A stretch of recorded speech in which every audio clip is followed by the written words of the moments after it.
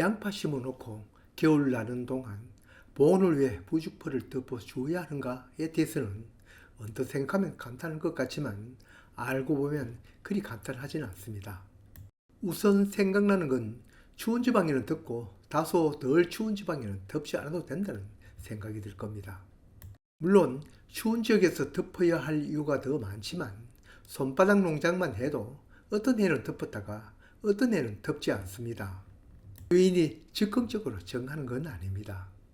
또 달리 생각하면 겨울이 추운 해는 덥고 그리 춥지 않은 해는 덥지 않을 거라고 생각합니다. 말을 언뜻 들으면 맞는 말일 것 같지만 사실 더 추운 겨울도 있지만 그건 겪어봐야 알 일이고 미리 그걸 맞추어서 덥고 안 덥고를 결정할 수는 없죠.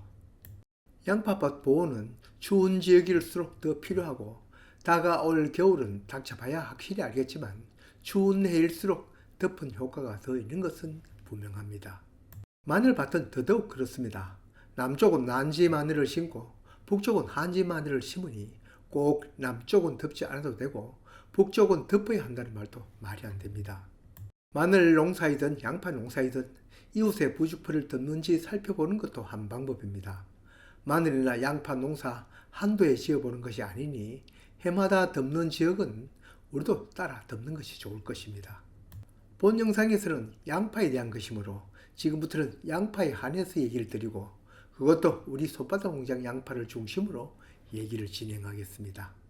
손바닥 농장이 위치한 곳은 성주군 금수강상면. 성주하면 참외가 유명한데 유일하게 우리 면은 산간지역이라 참외를 재배하는 곳은 찾기 어렵습니다.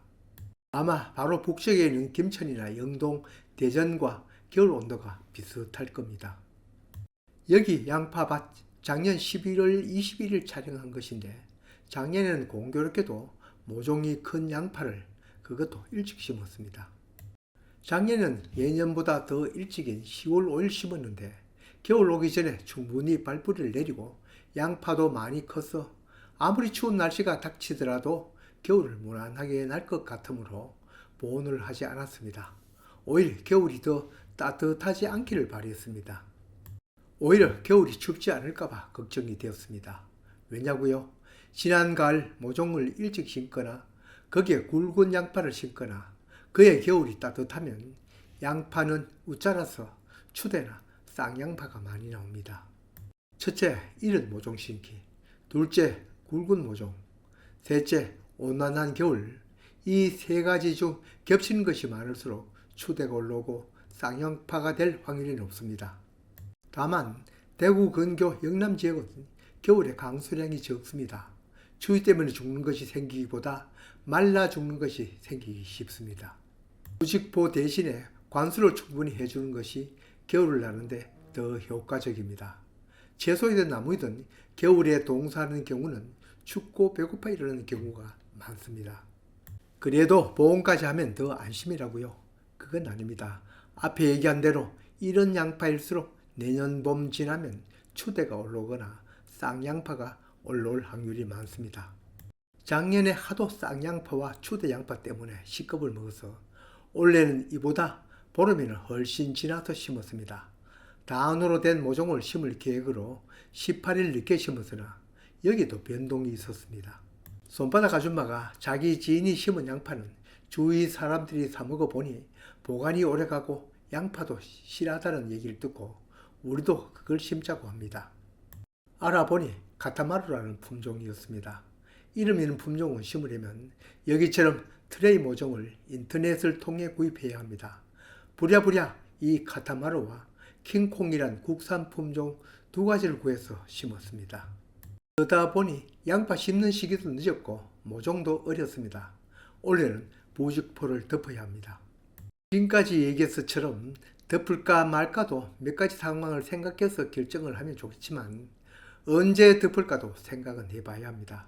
우리는 발뿌리가 제대로 내리지 못하였을까봐 염려되어 덮으므로 12월이 되자마자 덮었습니다. 그럴 염려가 없으면 혹한기 전에 덮어도 됩니다. 무엇을 덮나도 중요하더군요. 주변 지인이 겨울에 마늘이나 양파 보온을 위해 부직포 덮는다는 얘기는 듣고 잡초 방지용 검은 부직포를 덮은 경우도 있더군요. 덕분에 다음 봄에는 한 뿌리도 살아남는 게 없었다고 하더군요. 이 이치를 생각해도 검은색은 햇빛을 차단하고 어떤 식물이나 햇빛을 받지 못하면 죽으니 그 원리를 이용하여 잡초를 방지하는데 이걸 마늘, 양파를 덮는 것이 사람인가 봅니다. 어떤 이는 햇빛이 투과하는 무색 비닐을 덮는 경우도 있더군요. 새벽녘 추위를 위한다면 한 3도 보온력이 있는 부직포가 더 낫습니다. 비닐은 1도 정도의 보온 효과가 있고 대신 햇빛이 비치면 빛은 잘 받아 낮 온도는 훨 높습니다. 부직포, 그 중에서도 흰 부직포, 모짜리용 부직포가 가장 알맞습니다. 약간의 햇빛은 차단하지만 비염, 모종도 잘 자랍니다. 이번에는 덮는 방법입니다.